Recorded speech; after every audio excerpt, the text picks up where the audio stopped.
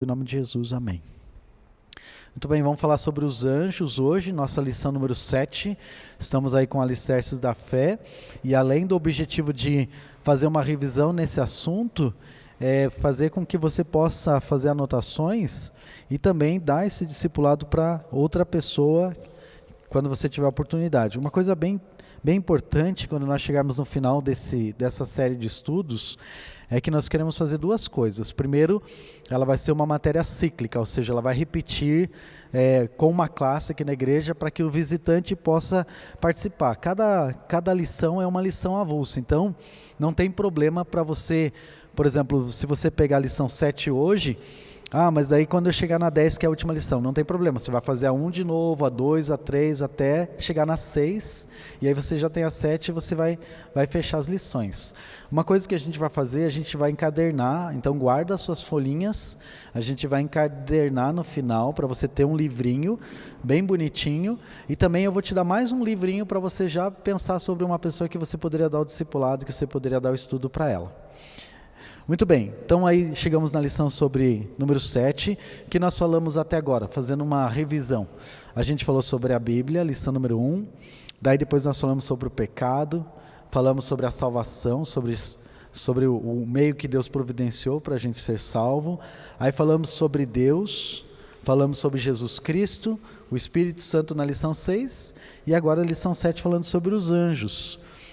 Um texto bem importante que eu quero convidar você para abrir a sua Bíblia lá, é Salmo 148, versículos de 2 a 5. Salmo 148, versículo 2 até o versículo 5. Ele é um cântico, é verdade que também tem uma linguagem poética nesse texto, mas é bem interessante a maneira como ele descreve a criação.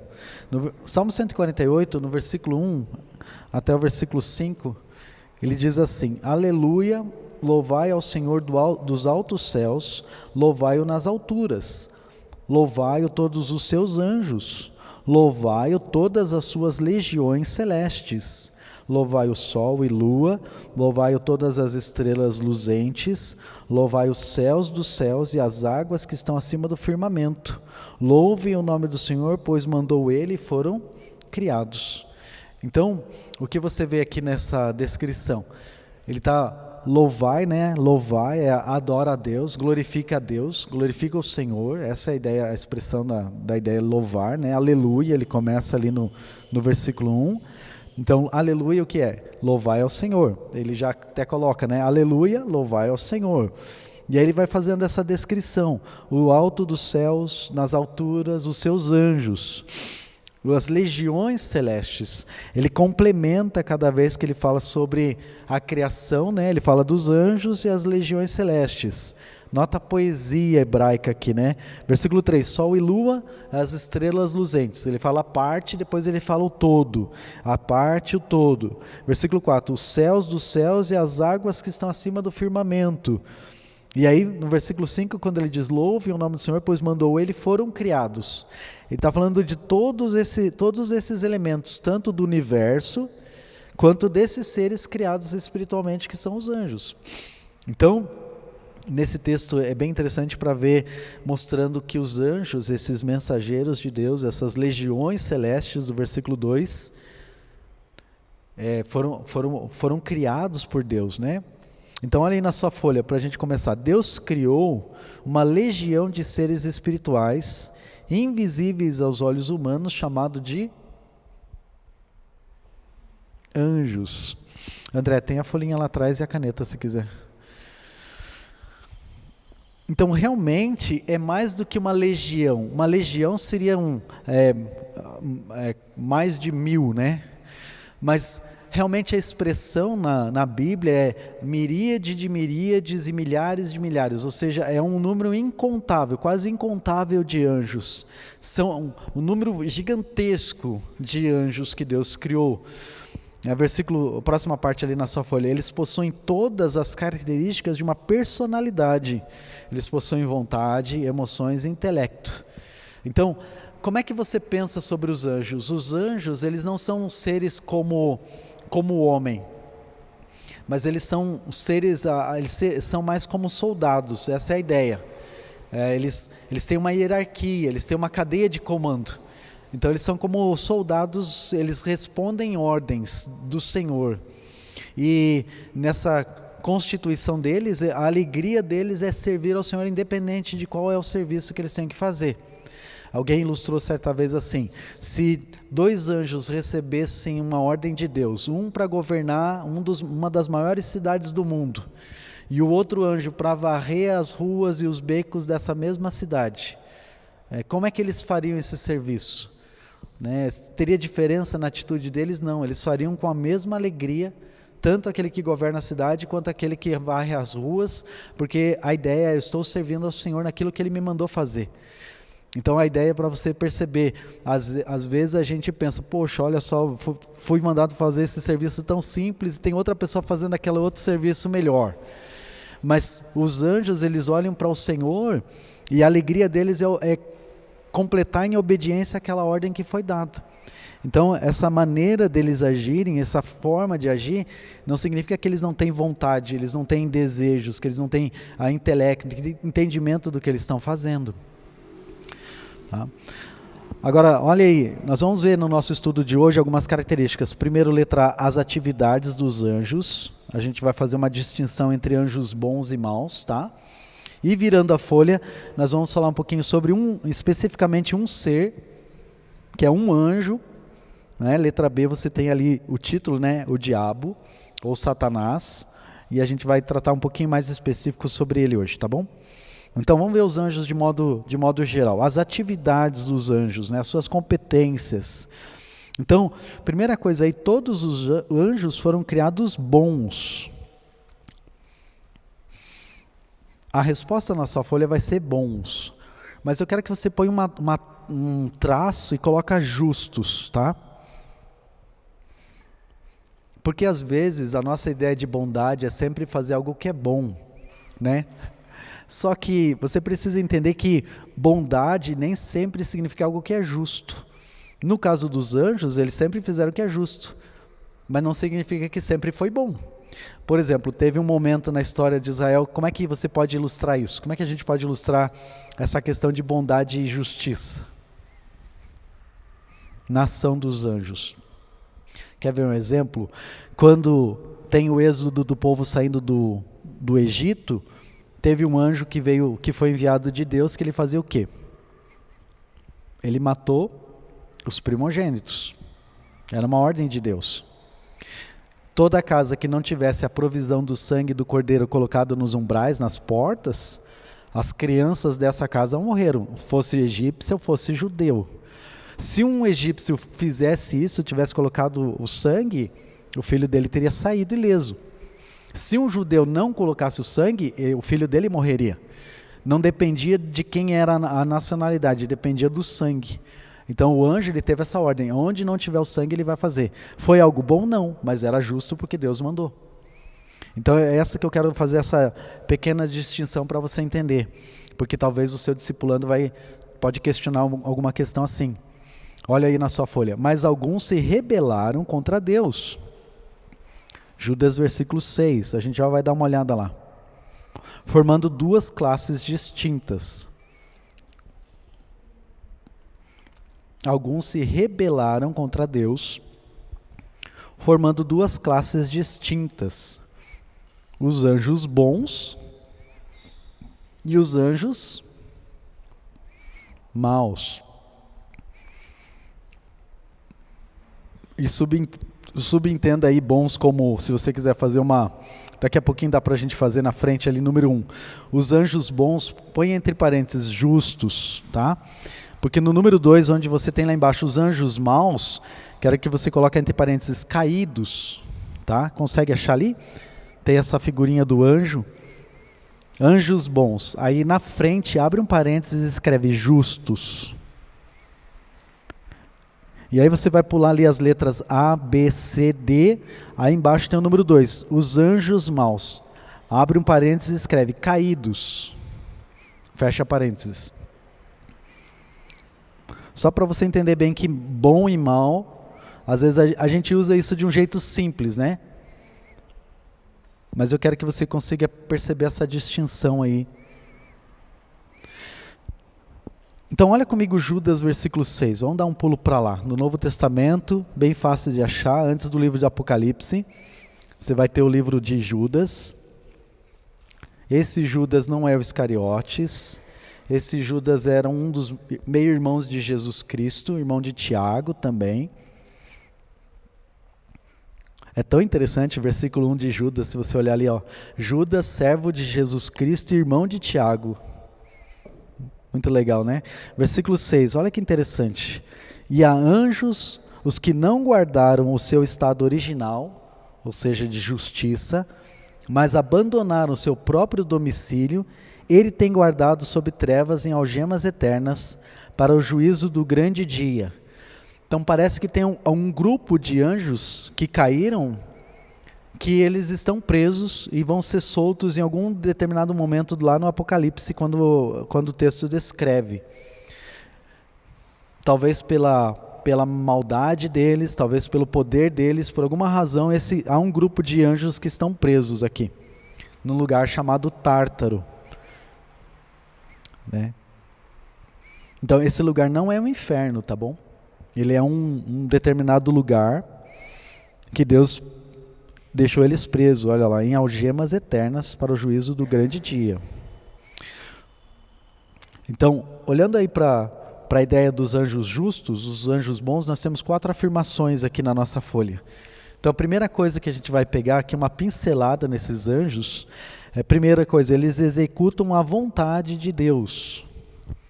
Eles executam a vontade de Deus.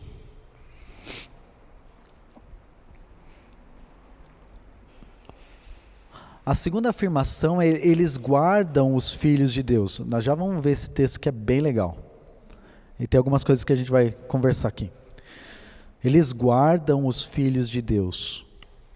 Então, primeiro, eles executam a vontade de Deus. Letra B, eles guardam os filhos de Deus.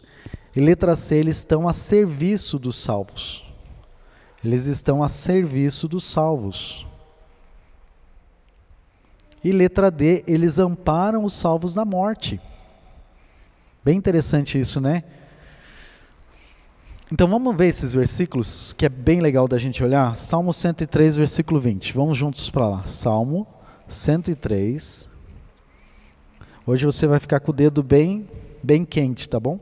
Salmo 103, versículo 20. Eu estou usando a atualizada, mas se você tiver uma outra versão com algumas palavras diferentes, que você acha interessante enquanto eu leio, aí eu quero que você pode ler também para a gente poder perceber na tradução, né? Às vezes uma tradução pega algum sentido melhor.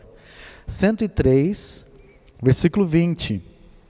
Bendizei ao Senhor todos os seus anjos, valorosos em poder, que executais as suas ordens e lhe obedeceis a palavra. Notou aí? Eles executam, né? Valorosos em poder e executam as suas ordens e lhe obedeceis a palavra. Então Deus fala, eles vão lá e colocam aquilo, como aquele ditado, né? Missão dada é missão cumprida. Não tem, vou titubear, vou escolher. Não, eles estão prontos para realizar a vontade do Senhor. Salmo 91, versículo 11. Salmo 91, versículo 11. Porque aos seus anjos dará ordens a teu respeito, para que te guardem todos os seus caminhos. Esse é um versículo muito interessante. Porque quem é que usa esse versículo mais tarde? Consegue lembrar em que cena esse versículo aparece de novo? Satanás. Em que contexto? Na tentação de Cristo. Ele fala para ele, olha, né, uma das tentações de Cristo, e o que é interessante é que ele cita justamente esses versículos, e é interessante para perceber, Satanás, ele cita a própria palavra de Deus para Jesus. Só que ele tira do contexto. E é interessante que ele faz isso, no versículo 11, porque aos teus anjos dará ordens a teu respeito, para que te guardem todos os teus caminhos. Eles te sustentarão nas suas mãos, para não tropeçares de alguma pedra. Então a ideia é que Jesus usasse da sua soberba. Qual seria o pecado de Jesus? A soberba dele executar uma ordem e ser obedecido. O pecado do orgulho. Então é tão interessante para pensar que dentro desse texto realmente há uma provisão de cuidado de Deus conosco. Mas aí Jesus responde como? Não tentarás o Senhor teu Deus. Você vê, é incrível. E a resposta de Jesus sempre é de acordo com Deuteronômio. É bem interessante. Tem alguma coisa ali que eu ainda não consegui pegar, mas eu quero ainda fazer um estudo para ver por que Jesus tantas vezes, a resposta mais simples que eu tenho é que Jesus estava fazendo o devocional no livro de Deuteronômio naquele momento. Porque quando Jesus cita, e é uma outra coisa que eu penso, é que todas as afirmações de Jesus têm um paralelo com o Antigo Testamento. Por que Jesus Cristo faz isso? Não é que ele não falava outras coisas, mas eu acredito que quando é registrado, porque ele quer mostrar que ele é a palavra encarnada. Então, tudo aquilo que Deus disse, ele não está saindo fora do escopo daquilo que Deus falou. Então ele está citando as Escrituras vez após vez, após vez, em todas as situações. Então é muito interessante de pensar, eu penso que talvez o que ele citava era aquilo que ele estava meditando durante o dia a dia da vida dele, né? Então, de novo, é interessante para você ver que, isso acontece, é tão prático, porque isso acontece em nossos dias. Quantas vezes você vê pessoas citando textos da Bíblia que Deus não está dizendo que ele vai ter que fazer aquilo, né? Porque você está tentando o Senhor fazendo coisas que não deve. E Jesus mesmo está mostrando isso dentro, é legal porque você vê um exemplo bem prático de uma coisa que a gente tem que ter cuidado para fazer. Outra coisa interessante que Hebreus 1, 13 e 14, olha que interessante isso. Hebreus 1, versículos 13 e 14.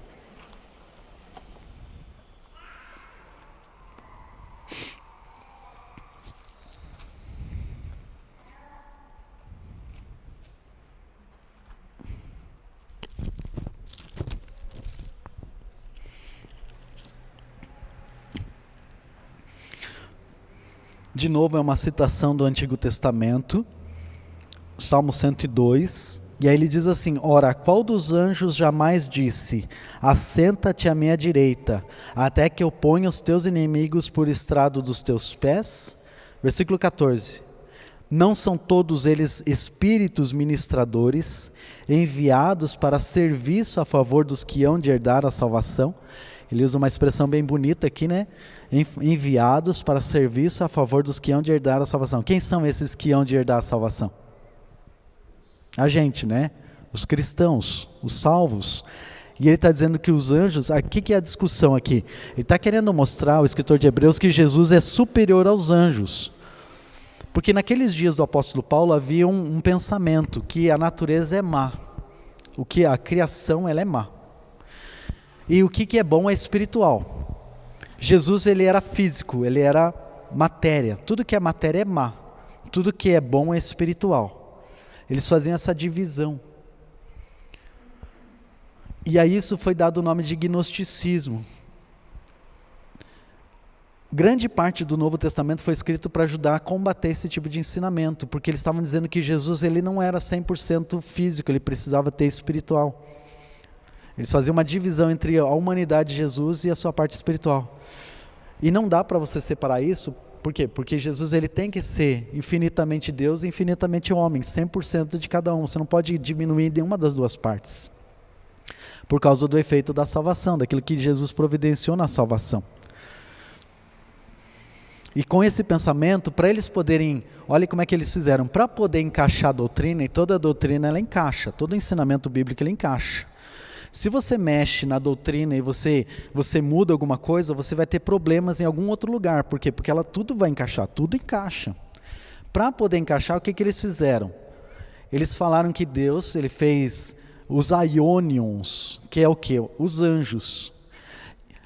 Porque Deus sendo um espírito puro, ele precisava, para ele poder chegar a ter um relacionamento com a humanidade, ele precisava ir deixando um pouco da sua divindade. E aí ele foi se caindo na escala. Ele fez um anjo que não era mais tanto Deus, esse aionion, não era tanto Deus mais, já não era 100% Deus, já era 99,9% de pureza, depois 98%, depois 97%, 96%, até chegar em Jesus.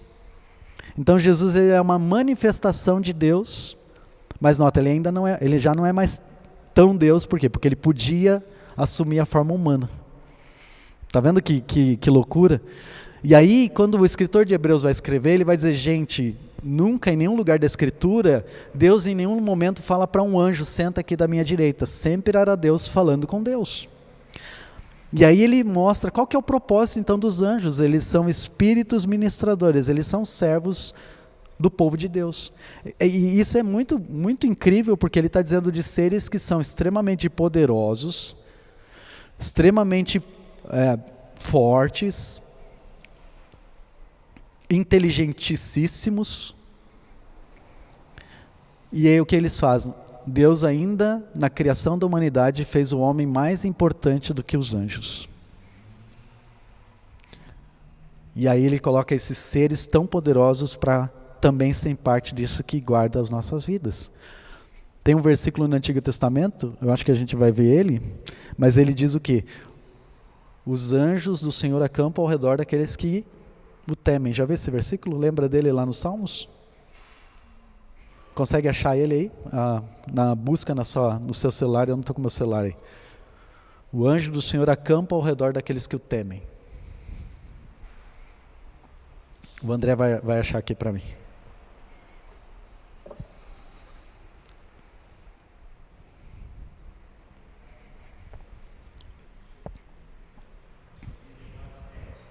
Salmo 34, 7. Se o André achar, pode ler, por favor.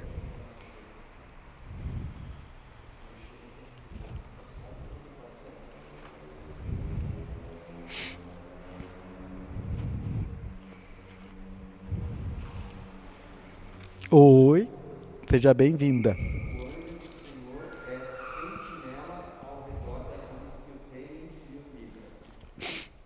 Então, olha que interessante. O anjo do Senhor sempre é uma referência a Jesus Cristo.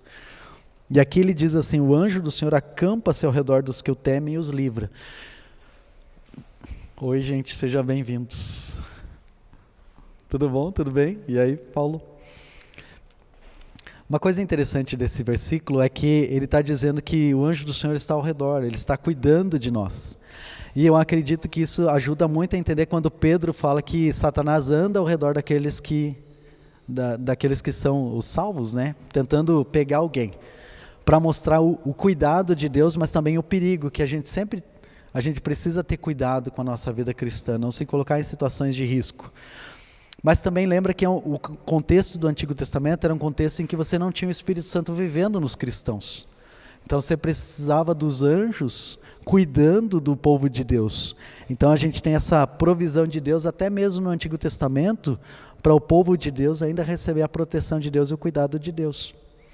É interessante para a gente pensar que tem um mundo espiritual muitas vezes cuidando de nós, através da vontade de Deus pelo serviço dos anjos. E letra D ali, Lucas 16, 22, ele ampara os salvos na morte. E esse texto é o relato de Jesus Cristo acerca de Lázaro, né? Quando ele morre, e é bem interessante para olhar, Lucas 16, versículo 22, quando ele fala sobre a morte de Lázaro. E é uma forma muito, muito preciosa a maneira como Jesus Cristo descreve. Eu quero que você note a diferença entre um e outro, entre esses dois personagens que estão aqui no texto. Lucas 16, interessante, versículo 22, diz assim: aconteceu morrer um mendigo e ser levado pelos anjos para o seio de Abraão. Morreu também o rico e foi sepultado. Então a primeira coisa, você vê a distinção entre o rico e o Lázaro. O que acontece? O texto coloca o Lázaro sendo levado pelos anjos para o seio de Abraão, ou para o paraíso, para a presença de Deus. E o que acontece com o rico? O rico, ele morre e é sepultado.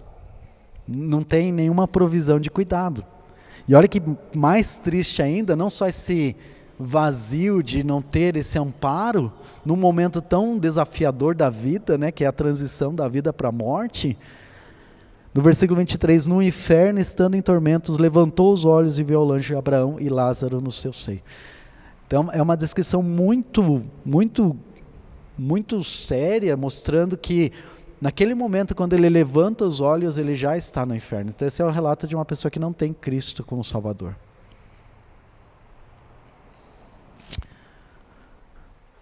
Então acho que isso mostra... Tem um filme, não sei se você já assistiu, um filme mais antigo que fala sobre Cidade dos Anjos. E tem um anjo lá que é o Nicolas Cage, que ele aparece justamente, a responsabilidade dele é fazer a transição das pessoas que morrem, né? Então tem toda a parte do romantismo e tal, mas é interessante para pensar que tem momentos em que a pessoa está morrendo, né? E aí quando ela olha, ela vê o anjo ali, e ele está lá pronto para ajudar ela naquele momento. Então, é interessante para ver isso, que Lázaro morre e aí tem os anjos levando ele. Alguma pergunta ou dúvida? Fran, tem as folhinhas aqui embaixo e a caneta, não sei se você chegou a pegar, se quiser pegar, fica à vontade, para ajudar a seguir aí, não ficar meio... Alguma dúvida sobre essa parte dos anjos bons, os anjos justos? Algum comentário de algo que você já parou para falar, Apólito?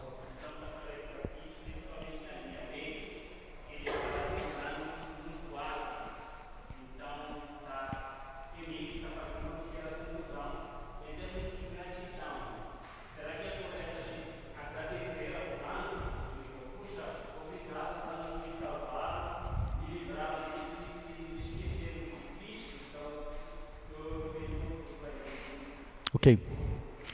A gente não tem nenhuma provisão na Escritura para orar para anjos.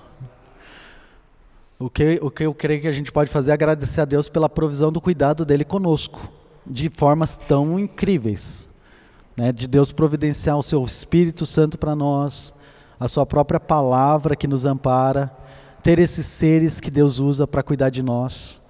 Mas justamente como aconteceu naquele texto ali, quando Satanás cita para Cristo, a palavra diz que você pode pular daqui e os anjos vão cuidar de você. E ele fala, você não vai tentar o Senhor. Ou seja, não é porque tem uma provisão de anjos que eu vou ficar abusando e confiando que isso vai me proteger. Eu sei que existe um grupo de pessoas que... rezam para anjos, não sei se você já viu, tem coisas com anjos, né? Tipo de gnose, coisa assim. Mas a Bíblia nunca coloca para a gente fazer esse tipo de coisa. Todas as vezes até que você tem textos em que pessoas se ajoelharam diante de anjos, o apóstolo Pedro no livro de Atos e João no livro de Apocalipse, quando eles se dobraram diante de anjos, os anjos sempre falaram, fica de pé e adora a Deus. Porque eu sou uma criatura como você. Então, nem mesmo esses anjos justos receberam adoração. O único que recebeu adoração no Antigo Testamento é Jesus Cristo, quando aparece o anjo do Senhor. Então ali a gente reconhece que é o próprio Deus, né? É chamado uma teofania, uma aparição de Deus no Antigo Testamento, quando ele é chamado de anjo do Senhor. Então não sei se ajudou a esclarecer. Muito bem, então os anjos maus ou os anjos caídos, como eu pedi para você colocar entre parênteses ali, os anjos bons você coloca entre parênteses justos, no número 1, e no número 2 os anjos maus ou os anjos caídos ou decaídos. Caídos por quê? Porque eles perderam aquela posição da presença do Senhor de santidade, de obediência a Deus. Eles se rebelaram contra Deus, eles se colocaram em oposição a Deus. Por isso a palavra Satanás é opositor, aquele que faz oposição, aquele que vai contra o que Deus faz. E aí você tem uma coisa tão bonita no texto. Quando você lê o livro de Jó, o que acontece? Lá fala que estavam os filhos de Deus chegando na sua presença, é só uma outra maneira de se referir aos anjos no Antigo Testamento. Quando chegou o tempo dos filhos de Deus chegar na sua presença, veio entre eles Satanás. E qual que é a coisa, você tem o humor da poesia hebraica, você tem esse opositor, aquele que nunca vai fazer o que o Senhor Deus quer, e Deus diz para ele aonde que você está. E esse que é o opositor, que vai sempre contra, ele tem que fazer o quê? Tem que falar a verdade. Ele diz, eu vim de rodear a terra e passear sobre ela. Ele não pode mentir contra o Senhor. Então ele está mostrando no texto que Deus é o soberano sobre até mesmo Satanás. E aí toda a narrativa você tem o quê? Satanás, esse opositor chegando para Deus e confrontando Deus, você tem essa discussão lá no céu, que Jó não sabe o que está acontecendo, Mas aí tudo que é feito sempre está debaixo da ordem de Deus permitir. Você pode fazer isso, você pode fazer isso, você pode fazer, mas não pode fazer isso. Ou seja, até mesmo Satanás ele está subordinado à vontade do Senhor. Então ele não faz nada que Deus não permita. Então quando você tem uma teologia muitas vezes de pessoas que têm um medo gigantesco de Satanás, por que a gente não enfatiza Satanás em nossas mensagens? Não é porque não tem importância, mas porque muitas vezes a ênfase da Bíblia não é sobre esse ser. Ela declara que existe o mal, declara sobre a existência dele, do papel que ele realiza, a gente já vai ver daqui a pouco, mas não é a ênfase da Escritura. A ênfase da Escritura é a vida do cristão em relacionamento com Deus e o seu testemunho ao mundo. É o seu amor a Deus, o amor com a fé e o seu relacionamento de amor àquele que está à sua volta, para que ele possa conhecer a Cristo e não ir para o inferno aonde Satanás vai com seus anjos, porque o inferno foi preparado para eles. Então a ênfase da Escritura é sobre a vida do cristão, o relacionamento dele com Deus e obediência a Ele. Então os anjos maus aqui tem 3 características. Primeira coisa ali, que você pode anotar, são mensageiros de Satanás. Número 2 ali, opõem-se aos salvos. E letra C, eles lutam contra os salvos. Eles se opõem aos salvos. Então nós temos esses 3 textos. Quem pode me ajudar? Vamos lá então, agora que tem um pouquinho mais de gente, dá para a gente dividir, né? 2 Coríntios 12, 7. Quem pode pegar? Ok, André. Zacarias 3, 1. Zacarias 3, versículo 1. Quem pode pegar para nós? Apólito. E Efésios 6, 11 e 12, Esther. Então vamos lá. Os anjos maus. Primeira coisa que eles fazem. Basicamente, aqui nós temos as coisas mais básicas, né, elementares, fundamentais aqui. 2 Coríntios 12, 7. Para impedir que eu me exaltasse por causa da grandeza dessas revelações, foi-me dado espinho na carne, um mensageiro de Satanás para me atormentar. Então parece que Deus, na sabedoria dele, sabia que o apóstolo Paulo podia começar a se orgulhar muito das suas visões, e aí Deus permitiu que ele fosse afligido por esse mensageiro de Satanás, né, para que ele permanecesse em submissão a Deus. Então, de novo, não são textos fáceis, mas é uma descrição daquilo que acontece. Zacarias 3:1.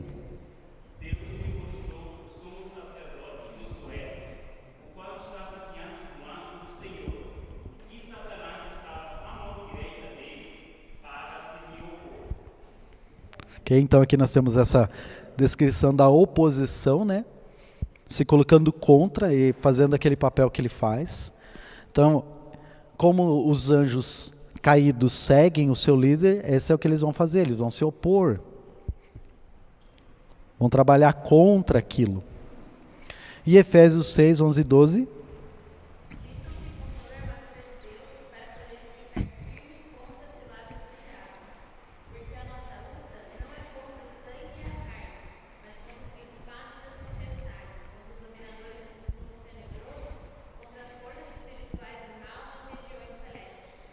Ok, obrigado, Esther. Então você nota aí essa luta, né, contra os salvos que o apóstolo Paulo está explicando. A nossa luta não é contra carne e sangue, nossa batalha, mas é realmente uma luta espiritual. Então muitas vezes, por exemplo, quer ver uma maneira como isso acontece? Você vai fazer uma visita de evangelismo para alguém e você está lá. Aconteceu esses tempos atrás, foi com a Mabel, numa amiga da Mabel, nós estávamos lá, pronto para orar. E o cachorrinho dela começou para se bater no vidro, E eu orando assim, Senhor, tem misericórdia, para que esse cachorro fique quietinho. Porque eu estava vendo que ela ficava olhando para o vidro e ansiosa, né? Então essas coisas que acontecem, às vezes criança começa a pular, a televisão, visita que chega, visita que está junto que começa a atrapalhar. Então essas coisas, gente, não são coisas naturais, são questões espirituais. E quando você está fazendo evangelismo, uma evangelização, você precisa estar a oração tanto antes quanto depois, durante, enquanto você está ali, porque tem essas situações. A Célia esses dias foi lá na casa da avó dela e o propósito dela de fazer visita para a avó está numa situação de saúde terminal, E o propósito dela era ir lá, posar lá e falar de Jesus de uma forma bem clara, aproveitar a oportunidade. A gente orou antes da saída dela lá para que ela tivesse a oportunidade de ter um tempo sozinha com a avó, porque a casa é cheia de gente. Família, o esposo dela, tudo, criançada. E chegou um momento que estava só a Célia, a avó e a tia dela. E aí ela começou para falar de Jesus. Ela já tinha falado outras vezes. E começou: vó, a senhora entende que morrendo agora a senhora não vai para o céu? Que a senhora precisa confiar em Cristo como Salvador? A senhora já fez isso? E quando a avó estava respondendo e a coisa estava andando bem, e ela estava vendo que a avó estava conversando sobre aquilo, a tia começou a falar: eu não concordo. Eu tenho a minha religião, eu tenho a minha fé. Então, tentando desviar, atrapalhando aquela conversa com a avó. E eu tinha falado para a Célia antes: fique pronta, porque sempre vai ter alguma coisa para distrair no processo. Então fica focada na sua avó, não deixa esses caminhos que você vai entrando e não tem fim. Você vai responder um monte de coisa e não responde o que é mais importante. Fica em Jesus Cristo, essas outras coisas vão responder depois. E era incrível como a tia dela, que nunca dava bola, nunca dava atenção, fazia um monte de pergunta na hora. E a Célia: olha, essa pergunta é muito boa, mas eu já vou responder você. Eu só preciso terminar essa conversa com a avó. Então, por quê? Porque é uma questão de espiritual, é onde acontece essa batalha. Ok? Quer algum comentário sobre essa questão aqui dos anjos caídos que você quer complementar? Que talvez eu não estou lembrando um ponto importante. André?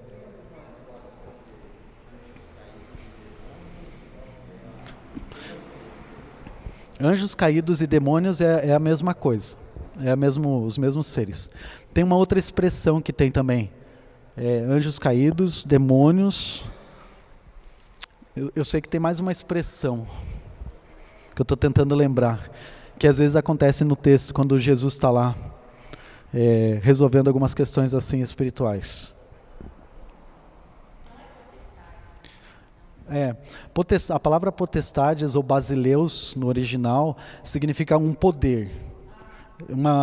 Então, e ele está descrevendo esses seres que têm um poder, eles têm uma hierarquia, né?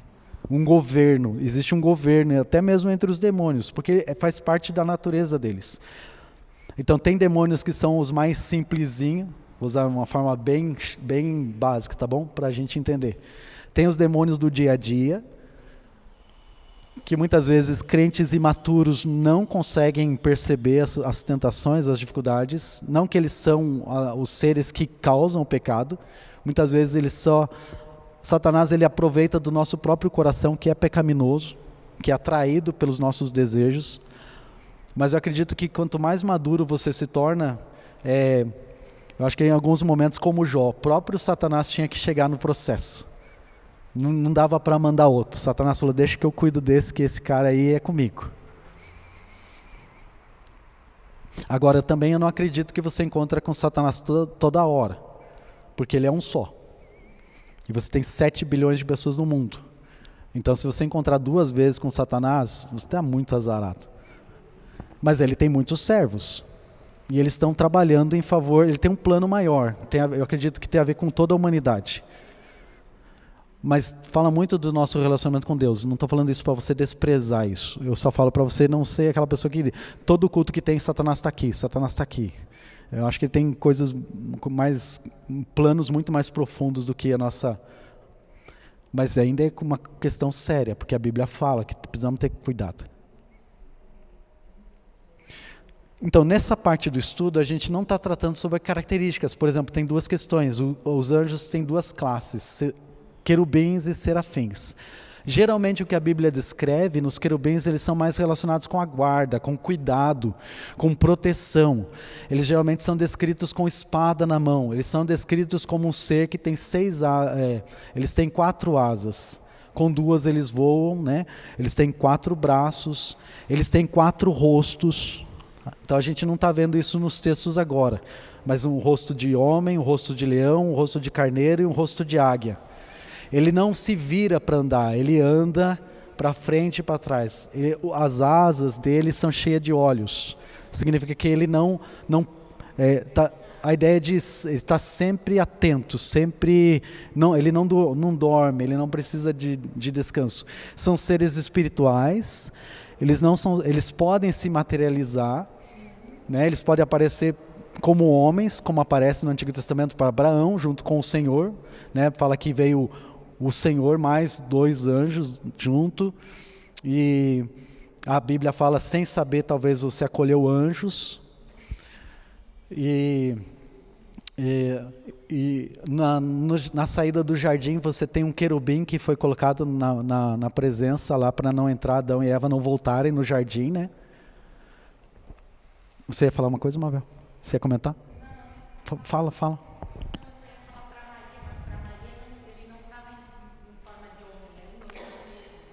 Mas talvez um anjo com a aparência de humana. As descrições que tem com essa aparência aparece, por exemplo, em Ezequiel. Ele descreve muito sobre isso. Ao redor desse ser tem aros. É daí onde Eric von Däniken, Era os Deuses Astronautas, ele fala que era uma nave espacial, que era um alienígena, que a maneira Ezequiel olhou aquilo e reinterpretou. Mas como nós somos literalistas, a gente procura ficar no significado do texto. Tinha uma argola sim, tinha ao redor, mas é um ser, porque a Bíblia declara isso. Não fala que é uma nave ou uma espaçonave. Então esses são os querubins. Então geralmente eles estão ligados com a proteção, com a guarda. Eles sustentam o trono de Deus também. Ezequiel explica. É bem interessante, ler depois capítulo 1 e 2 de Ezequiel, você vai ver uma descrição bem grande dos querubins. Os serafins já são anjos ligados com adoração, quase sempre eles estão, por exemplo, eles aparecem em Isaías, eles estão adorando Deus, eles são aqueles que falam santo, santo, santo. No original, realmente não tem a palavra santo, santo, santo, você tem a palavra o santíssimo, que é um verbo, no hebraico você tem o verbo que significa mais do que 2, no mínimo 3, né? O nosso verbo só tem 2, né? Eu, tu e eles, né? Ou nós, pelo menos 2. No hebraico você tem a indicação quando é 3 presentes. Então esse santo, santo, santo tem a ver com quem? O Santo Pai, o Santo Filho e o Espírito Santo, né? Quando Deus usa essa expressão, quando ele fala, façamos o homem à nossa imagem e semelhança, esse verbo ali, o Elohim, é um verbo plural em 3. Então, pelo menos 3 pessoas estão ali fazendo Deus. Então, qual é a diferença dos querubins, dos serafins para os querubins? Enquanto o querubim tem 4 asas, o serafim tem 6 asas. Eles estão ao redor do trono de Deus, eles estão clamando dia e noite, santo, santo, santo, e também o que eles fazem? Porque eles estão diretamente na presença de Deus, eles cobrem os seus pés com 2 asas, eles cobrem os seus olhos com 2 asas, porque eles não podem olhar, contemplar a santidade de Deus, e com 2 eles voam. Outra coisa interessante, que nos querubins, enquanto o querubim ele tem as 4 faces no mesmo ser, no serafim você tem, cada ser tem um rosto, eles são individuais. Então você vai ter um serafim com um rosto de águia, tem a descrição que ele coloca, um serafim com o rosto de leão, um serafim com o rosto de boi e outro com o rosto de homem. Então você tem a separação.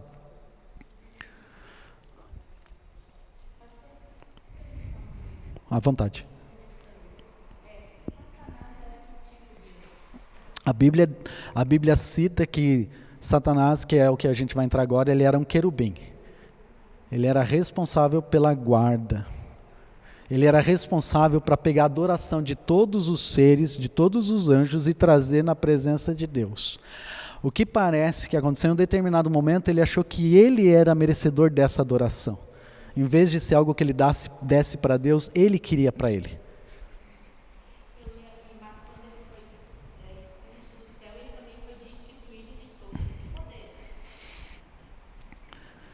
Então, existe uma discussão, porque a descrição no Apocalipse desses mesmos seres que foram expulsos, eles assumiram um aspecto de, por exemplo, uma descrição que tem lá, deixa eu ver se eu acho aqui, rapidão. Houve uma corrupção no ser, nesses seres. Vamos ver se eu consigo lembrar onde é que está. No livro de Apocalipse, quando você tem seres saindo do abismo e atacando as pessoas.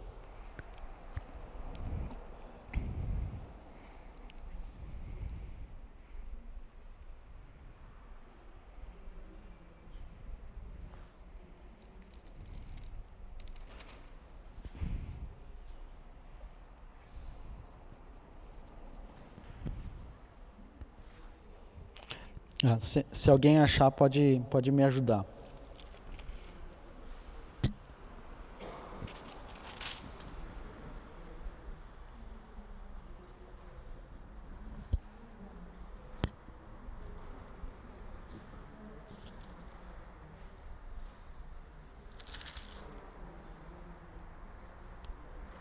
É no final quando eles saem para ferir as pessoas. E elas tentam procurar a morte e não morrem.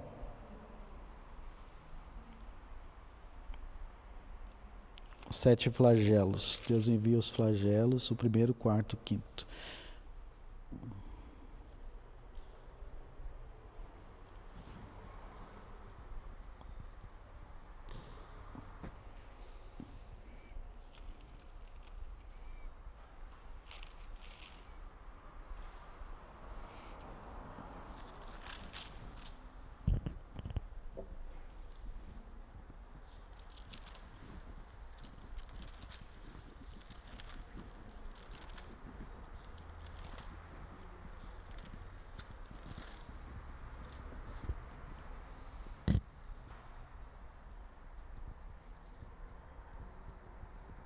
Ok. Apocalipse 9, versículo 1. O quinto anjo tocou a trombeta e viu uma estrela caída do céu na terra. Foi-lhe dada a chave do poço do abismo. Lembra aquele abismo lá de Judas, versículo 6, que a gente falou que tem anjos presos lá? Versículo 2. Ela abriu o poço do abismo e subiu fumaça do poço como fumaça de grande fornalha, e com a fumaceira saída do poço escureceu-se o sol e o ar. Versículo 3. Também da fumaça saíram gafanhotos para a terra. Agora, esses gafanhotos não são gafanhotos normais. Olha que interessante, por quê? Por causa da descrição deles. Foi-lhes dado poder como os que têm os escorpiões da terra, e foi-lhe dito que não causassem dano à erva da terra, nem a qualquer coisa verde, nem às árvores alguma, tão somente aos homens que não têm o selo de Deus sobre a fronte. Foi-lhe dado também que não os matassem, e sim que os atormentassem durante 5 meses. E o seu tormento era como o tormento do escorpião quando fere alguém. Naqueles dias os homens buscarão a morte e não acharão. Também terão ardente desejo de morrer, mas a morte fugirá deles. Versículo 7. O aspecto dos gafanhotos era semelhante a cavalos preparados para a peleja. Na sua cabeça havia como que coroas parecendo de ouro, e o seu rosto era como o rosto de homem. Tinha também cabelos como cabelos de mulher, os seus dentes como dentes de leão, tinham couraças como couraças de ferro. O barulho que as suas asas faziam era como o barulho de carros de muitos cavalos quando correm a peleja. Tinham ainda cauda como escorpiões e ferrão. Na cauda tinham poder para causar dano aos homens por 5 meses. Tinham sobre eles como seu rei o anjo do abismo, cujo nome em hebraico é Abaddon e em grego Apolion.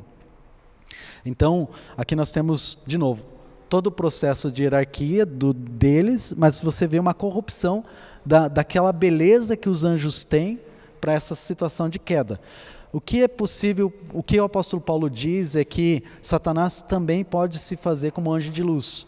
Então, talvez ele teve a sua aparência corrompida, mas ele não se apresenta desse jeito.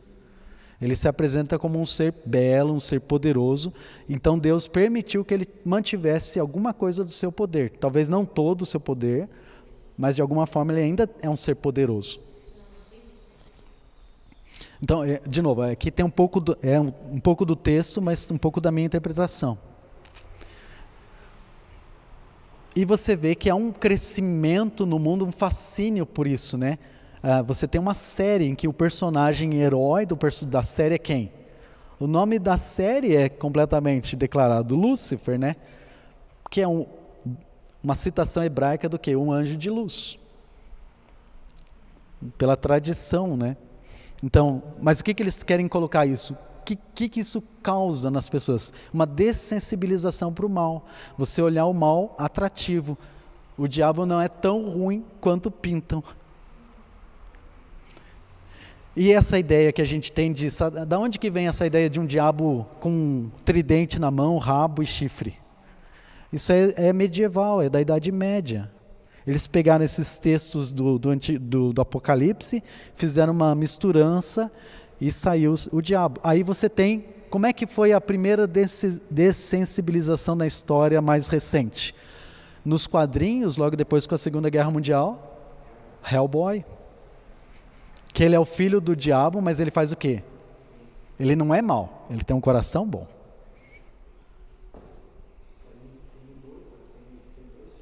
Tem 2, vai sair o terceiro já, né? Só que nesse terceiro eles falaram que agora eles vão deixar ele mais mauzão. Já estou esperando para ver.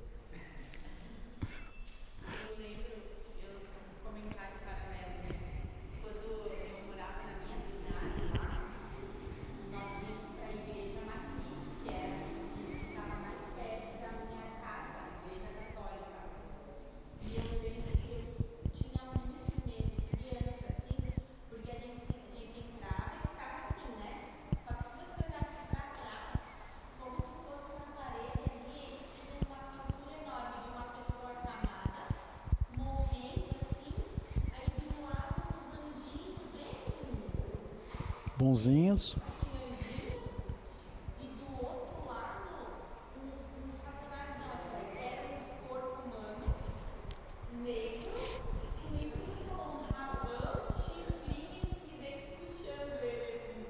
Sim.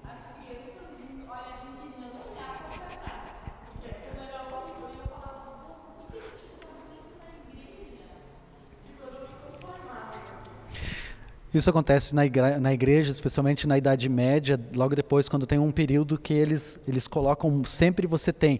Quer ver um exemplo? Eu até estava falando com o Bob não está aqui, ele podia falar. Tem um livro chamado Lágrima dos Anjos. O Dr. Olavo de Carvalho, ele fala sobre esse livro. Ele conta sobre a sociedade na Idade Medieval, mais ou menos 1900, 1800 e... Não, 900 antes do ano 1000. E a igreja ela traz a ideia do santo e do profano. Por exemplo, os gárgulas. O que eram os gárgulas? Demônios. E nas igrejas, se você vai nas igrejas góticas, na Europa especialmente, e com certeza deve ter nas nossas igrejas aqui, a matriz e tal, você vai ter os gárgulas lá. Em algum momento, em algum lugar tem. Por quê? É a descrição do quê? Do mal e do bem. Essa ideia do santo e do profano. Dessa guerra, dessa luta aí. E era uma maneira da igreja também controlar as pessoas, né, pelo medo. Como é que é?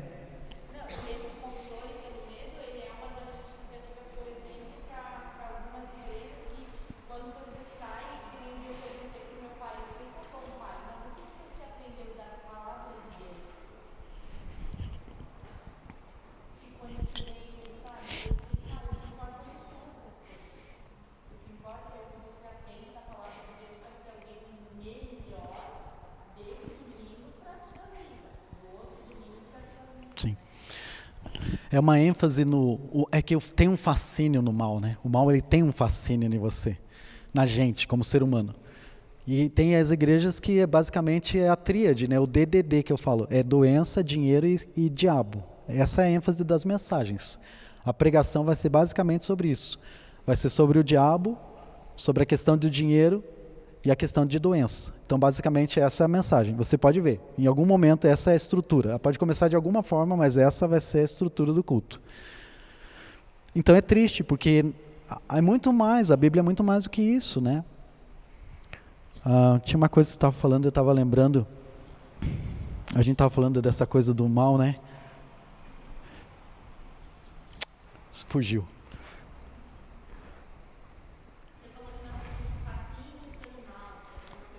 Sim, então é nisso, isso é que eu queria dizer. O Antigo Testamento nunca diz que não existe coisas envolvidas com mal. Deus nunca disse para o povo de Israel que não existe, mas ele diz o que para o povo de Israel? Não mexe com essas coisas. Entendeu? Não fica mexendo com essas coisas, não fica procurando essas coisas. Ele fala o quê? Você age como filho da luz, você vai sempre para... Então, o perigo é que a gente às vezes fica mexendo com coisas que Deus nem descreve, que talvez tem dentro dessas coisas.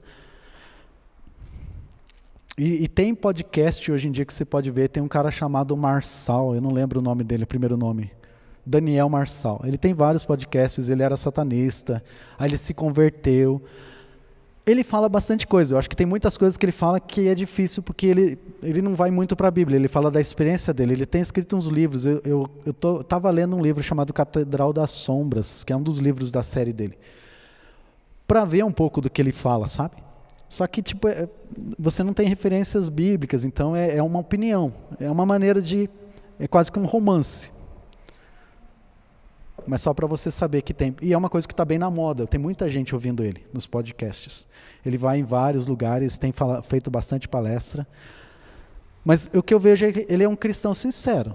Dá para ver que ele é sério, ele não fica... Mas tem muita coisa que você não tem como... E às vezes é meio sutil, né? Você começa a ser atraído por esse tipo de coisa.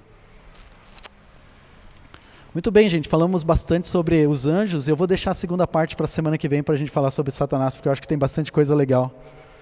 Não sei se eu posso falar assim. Tem bastante coisa interessante, importante sobre Satanás para a gente conversar um pouquinho, que eu acho que vai ser bom para a gente ir um pouco mais devagar nessa lição, porque é um tempo que a gente tem bastante confusão também sobre isso. André?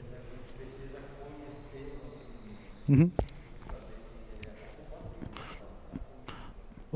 Essa é a grande declaração dos generais bem importantes das guerras. Eles falavam, você precisa conhecer bem o seu inimigo, né? E Satanás tem uma estratégia. Só que é interessante que a estratégia dele não muda. Por quê? Porque o nosso coração não muda.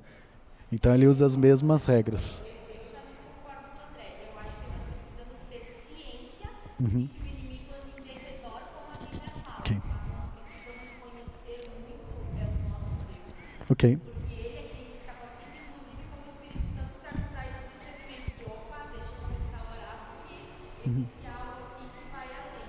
Ok. Se você quer adiantar um pouco do serviço durante a semana, tem uma das aulas, eu acho que do nosso curso, lá em Gênesis, quando fala sobre a queda, daí fala sobre a estrutura que Satanás usa, eu dei naquela lição, e eu vou falar um pouquinho sobre isso semana que vem, mas da estrutura que Satanás usa para a tentação. Então vai ser bem interessante, se você quer dar uma olhada lá, procura nas lições, tá? Em Gênesis, é a série sobre Gênesis, e a lição é a queda, eu acho que esse é o título da lição. Gente, obrigado pelo seu carinho, paciência. Tem alguma dúvida, pergunta, comentário? Então vamos orar? Obrigado, ó Pai, porque a sua palavra é tão rica e tem tantas áreas que o Senhor nos coloca para nos ajudar a desenvolver a nossa vida cristã e até mesmo ter ciência de que o seu cuidado, ó Deus, é tão grande conosco. O Senhor é aquele que até mesmo na oração nos ensina a pedir para que o Senhor nos livre do mal. Então nos ajuda a sermos atentos com a nossa vida cristã, com as nossas escolhas, a maneira como nós desenvolvemos, ó Deus, o nosso relacionamento com o Senhor e a atenção para um mundo, ó Deus, que realmente jaz no maligno, mas nós podemos encontrar no Senhor grande esperança e podemos ajudar as pessoas que estão ao nosso redor a poder encontrar essa esperança também. Nos ajuda, Deus, a ter uma mente equilibrada, uma mente que é dirigida pela palavra do Senhor. E pedimos tudo isso, ó Deus, desde já, também pelo culto que vamos ter agora para orarmos, adorarmos o Senhor com os cânticos, ouvir a sua palavra e também estar na sua presença juntos como família, adorando o Senhor. É isso que oramos e pedimos em nome de Jesus. Amém.